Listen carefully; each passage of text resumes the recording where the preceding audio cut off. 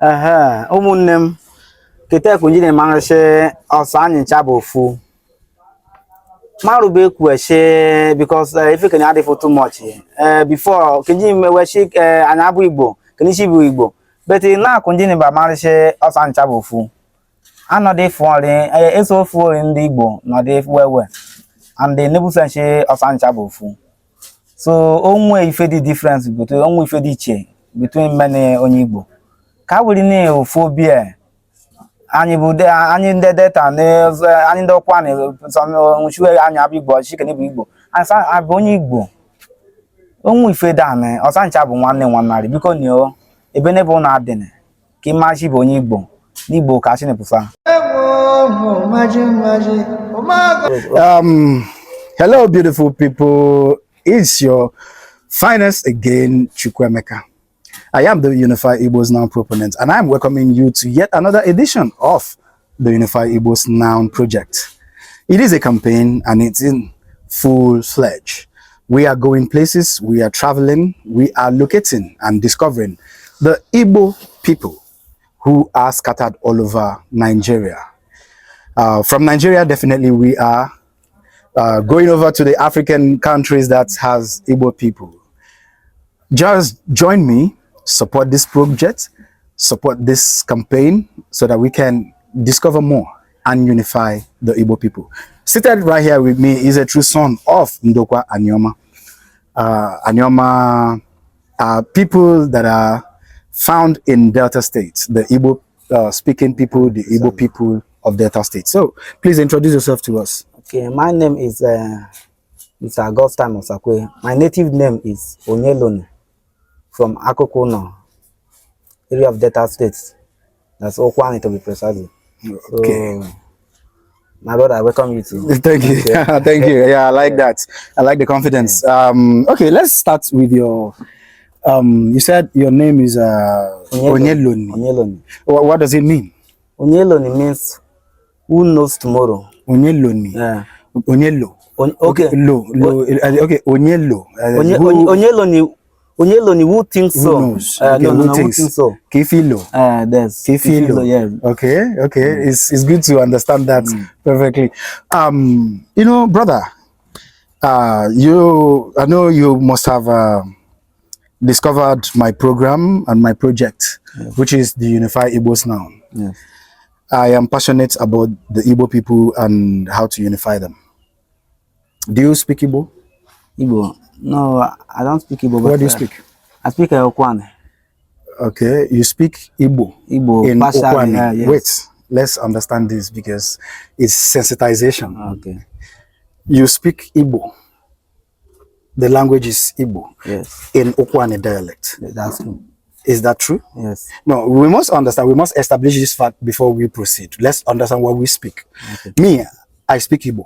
Anamasu Igbo. Anamasu Nkahanabo is Igbo Nzube. Okay. Which is called the Union Igbo, which every Igbo, both the Eka, the Nsoka, the Izi, Iza, okay, Ogwashi people, Ngwa, Mbise, okay, Ndoki can speak. Everybody will hear.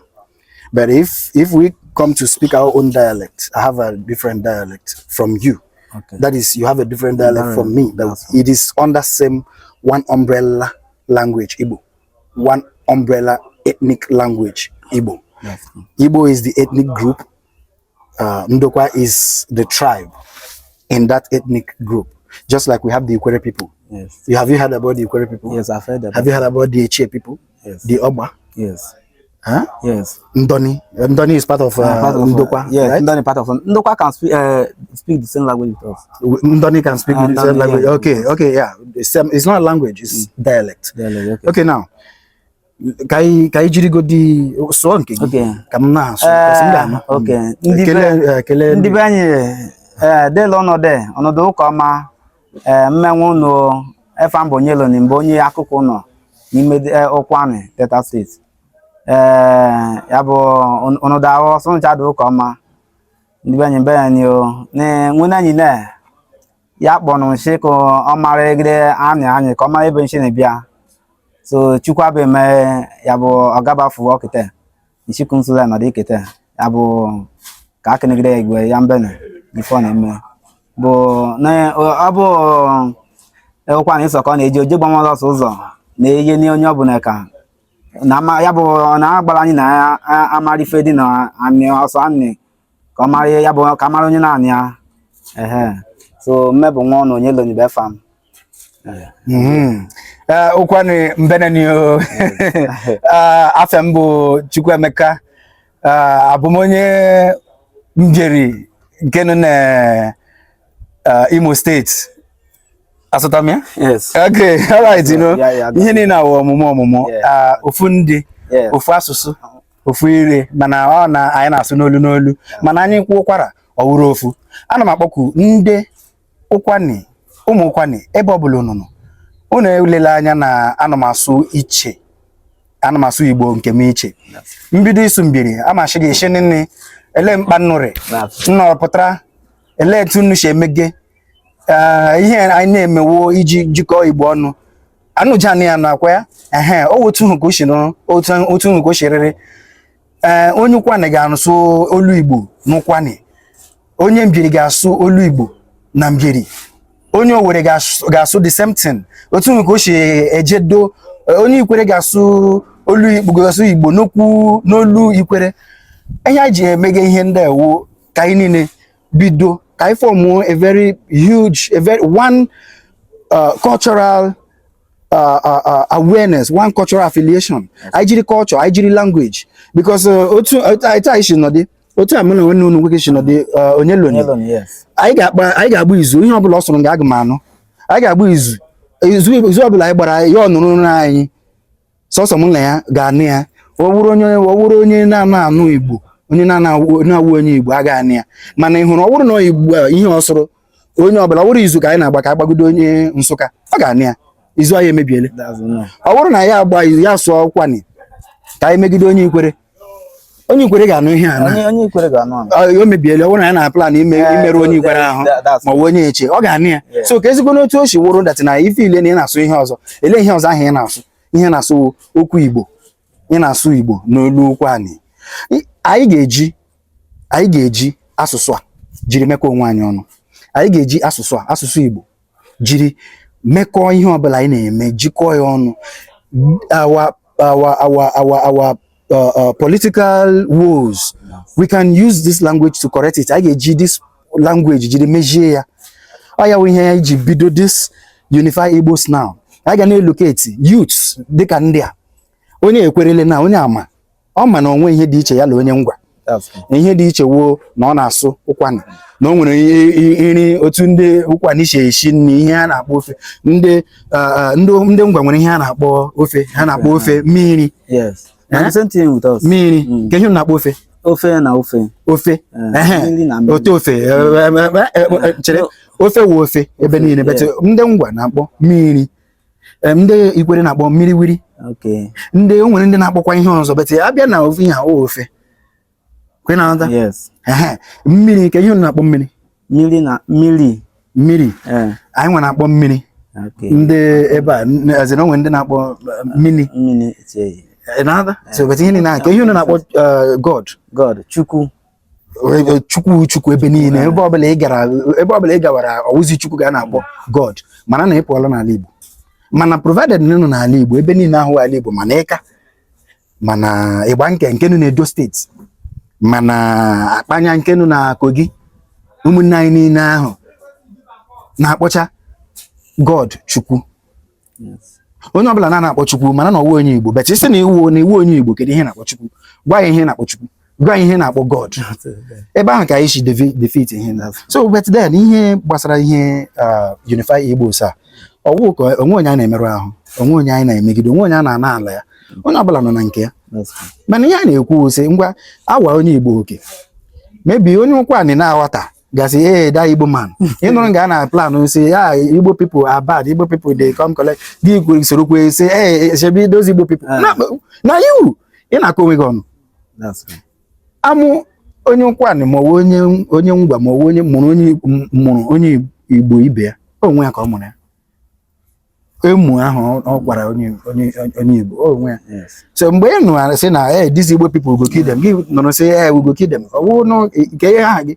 Ọwụ abịa gị say no anobi abịara igbupụ gị isi. Gị say no anobi Igbo person no abi Ukwuani.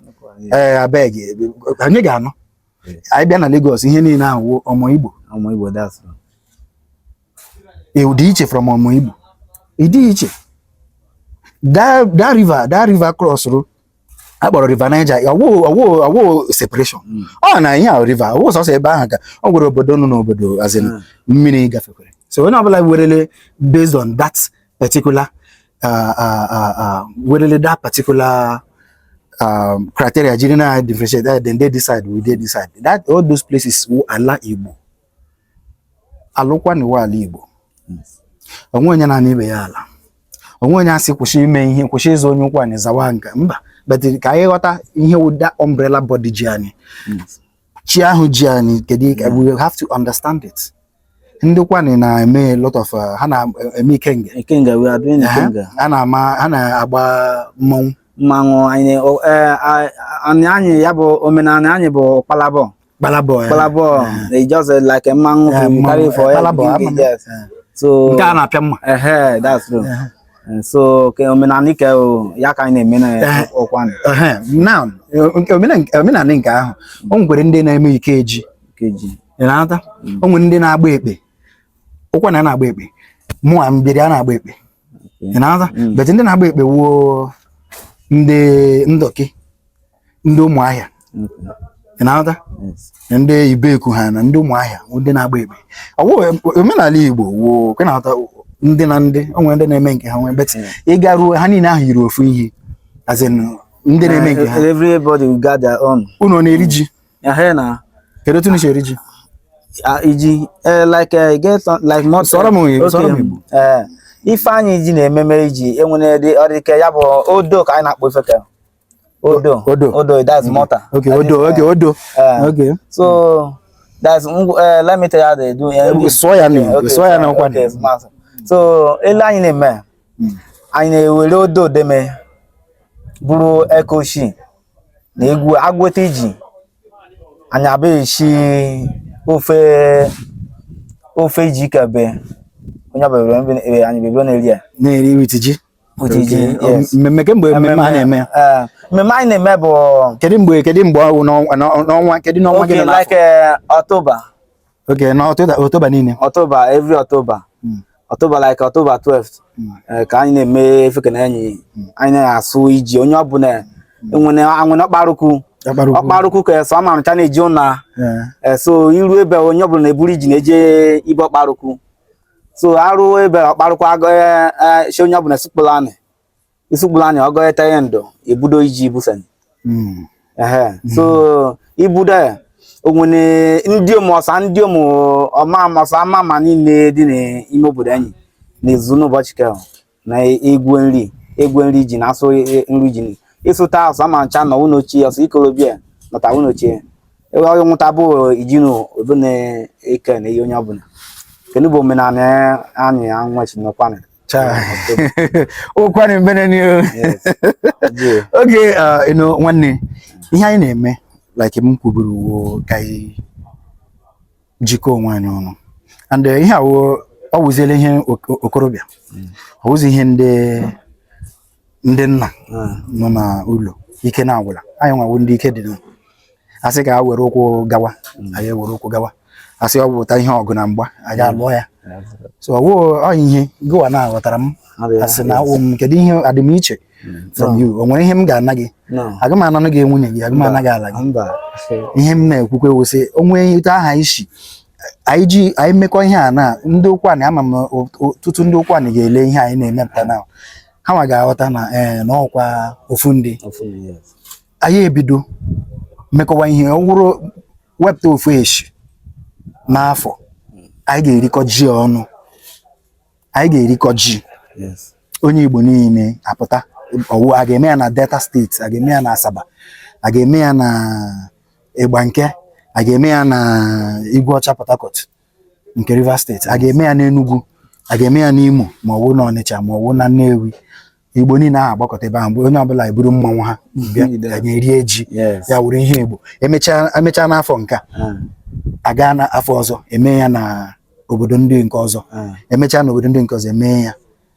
Nwanne ama m na ị ga-ewere ozi a ziruo ụmụnne gị ndị Ukwuani, ziruo ha ka emekọta ihe ọnụ ka ndị Igbo Unify Igbos now. O nwere na nwere ezi nwere izi ụmụnne anyị ndị Ukwuani zi ha.